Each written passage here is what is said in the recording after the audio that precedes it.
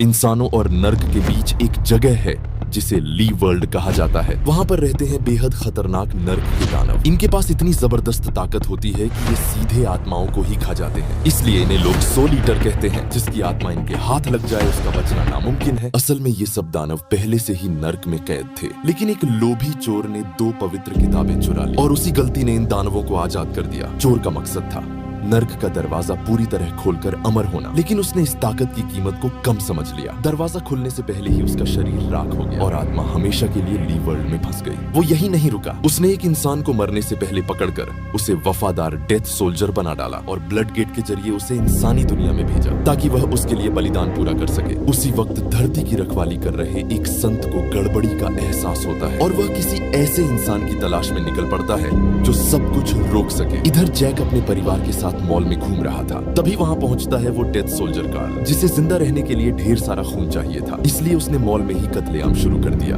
Jack police वाला था, उसने फौरन बीवी और बेटी को सुरक्षित जगह पहुंचाया और खुद हमले की तरफ भागा, लेकिन ये सब उसी के लिए रचा गया जाल था। जैक ने कार्ल पर गोलियां बरसा दी, लेकिन तभी कार्ल हंसते हुए बोला कि जाल पूरा हो गया और उसका पूरा शरीर जलने लगा। अचानक आसमान में एक विशाल खोपड़ी प्रकट हुई, विस्फोट हुआ, लेकिन दोनों को कुछ नहीं हुआ। हैरानी की बात ये थी कि मॉल की लाशें कहीं गायब हो चुकी थी। फिर उन्हें एक औरत मिलती। जैक उसे मदद का ऑफर देता है, लेकिन अचानक औरत मुड़कर पुलिस वाले को ही चाकू मार देती। जैक यह देखकर दंग रह जाता है और तुरंत भागने लगता है। औरत उसका पीछा करती है और छत से लटककर उस पर झपटती है, लेकिन जैक ने समझदारी दिखाते हुए उसे रस्सी से खंभे में बांध दिया। वो औरत अब इंसान नहीं रह गई थी, बल्कि बदली हुई दानवी बन चुकी थी। जैक जैसे ही मॉल से बाहर निकलता है, पीछे से गड़गड़ाहट होती है और वहां आता है एक विशाल सोल ईटर। जैक उसकी नजर में सबसे बेहतरीन शिकार था। वो पागलों की तरह जैक का पीछा करने लगता है। जैक इधर उधर छुपता है, लेकिन सोल ईटर उसे हर बार ढूंढ लेता है। भागते भागते जैक एक बंद गली में फंस जाता है। तभी अचानक बगल का दरवाजा खुलता है। वो अंदर कूद जाता है। वहां उसका सामना होता है उसी संत से जो इंसानियत की रखवाली कर रहा था।